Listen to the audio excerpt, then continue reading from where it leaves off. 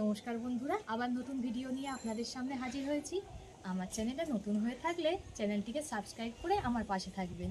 চলুন আর কথা না বাড়িয়ে ভিডিওটা শুরু করা যাক। এখানে আলু বেগুন নিয়ে নিয়েছি, পেঁয়াজ আছে, টমেটো আছে, এগুলোকে এবার কেটে নেব। আলুগুলোকে কেটে নেব। আমি আলুগুলো খোলা ছাড়িয়ে ঠিক এরকম লম্বা লম্বা করে পিস করব।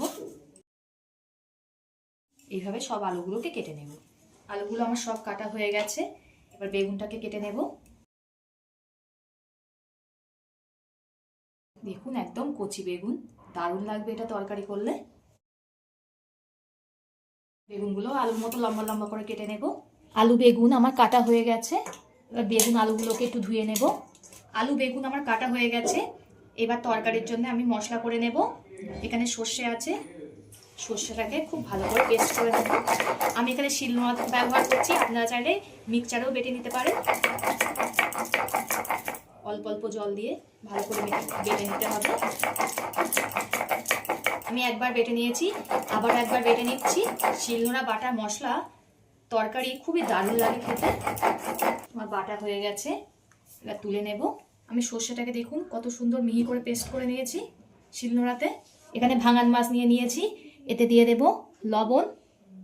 জানেন তো এই মাছে একদম কাটা নেই, বাচ্চারা খুবই পছন্দ করে। পরিমাণ মতো হলুদ গুঁড়ো, লবণ আর হলুদ খুব ভালো করে মাখিয়ে নিতে হবে মাছের সঙ্গে।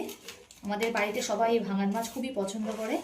ভাঙান মাছ বেগুন দিয়ে করলে খুবই সুন্দর লাগে খেতে। মাছের লবণ আর হলুদ মাখানো হয়ে গেছে, কড়াটা গরম হয়ে গেছে। এতে দিয়ে দেব সর্ষের তেল। তেলটা গরম হয়ে গেছে, নুন হলুদ মাখিয়ে রাখা মাছগুলো দিয়ে দেব। মাছগুলো খুব ভালো করে ভেজে নেব। মাছগুলো ভেজে তুলে নেওয়া হয়ে গেছে। ওই মাছ ভাজা তেলের মধ্যে আবার একটু সর্ষের তেল দিয়ে দিলাম। তেলের মধ্যে দিয়ে দেব কালো জিরে ফোড়ন, কেটে রাখা আলুগুলো দিয়ে দেব। আলু খুব ভালো করে লাল করে ভেজে নিতে হবে। এই লবণটা দেওয়ার পরে আলু খুব তাড়াতাড়ি নরম হয়ে যাবে আর ভাজাও খুব তাড়াতাড়ি হবে। আলুটা প্রায় ভাজা ভাজা হয়ে গেছে। এর মধ্যে দিয়ে দেব পেঁয়াজ কুচি, একটা বড় সাইজে। পেঁয়াজটা আলুর সঙ্গে খুব ভালো করে ভেজে নিতে হবে। পেঁয়াজ আলু খুব ভালো করে ভাজার পরে কেটে রাখা বেগুনগুলো দিয়ে দেব। বেগুন সব কিছুর সঙ্গে ভালো করে ভেজে নিতে হবে। বেগুনটা খুব ভালো করে কষে এসছে। এবার এতে দিয়ে দেব দুটো কাঁচা লঙ্কা আর একটা টমেটো কুচি। টমেটোটা প্রথমে দেওয়া যাবে না, প্রথমে দিলে বেগুন আলু গলবে না। টমেটোটা সব কিছু কষানোর পরেই দিলে ভালো হয়। এবার এতে দিয়ে দেব স্বাদ মতো লবণ, হলুদ গুঁড়ো। লবণ আর হলুদ দিয়ে আবারও কষিয়ে নিতে হবে। তারা এইভাবে বাড়িতে একবার ট্রাই করে দেখবেন, খুবই ভালো লাগে খেতে। আমার চ্যানেলে নতুন হয়ে থাকলে চ্যানেলটিকে সাবস্ক্রাইব করে আমার পাশে থাকবেন। টমেটো দেখুন গলে গেছে।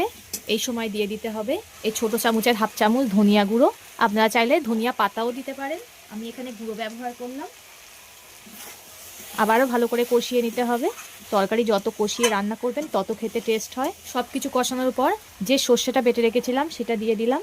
সর্ষেটা দিয়ে আবারও 1 মিনিট মতো কষিয়ে নিতে হবে। খুব একটা সর্ষে দিয়ে কষাবো না, সর্ষে দিয়ে কষালে তিতো ভাব চলে আসে। আর কষানো হয়ে গেছে, পরিমাণ মতো জল দিয়ে দেব।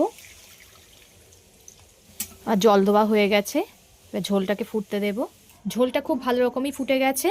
এবার ভেজে রাখা মাছগুলো দিয়ে দেব, দিয়ে আবারও ঝোলের সঙ্গে খুব ভালো করে ফুটিয়ে নেব। মাছ দেওয়ার পর 15-20 মিনিট মতো ফুটিয়ে নিয়েছি। দেখুন ঝোলটা খুব ঘন হয়ে এসছে। মাছ দেওয়ার পর 15-20 মিনিট মতো ফুটিয়ে নিয়েছি, ততক্ষণে ঝোলটা খুব ভালোই ঘন হয়ে এসছে। আবারও 5 মিনিট মতো ফুটিয়ে নেব। আবারও 5 মিনিট মতো ফুটিয়ে নিয়েছি, আমার হয়ে গেছে। নামিয়ে নেব। ভিডিওটা ভালো লাগলে লাইক ও শেয়ার করে দেবেন, কমেন্ট করে জানাবেন আপনাদের মতামত। পরবর্তী ভিডিওতে আপনাদের সঙ্গে আবার দেখা হচ্ছে।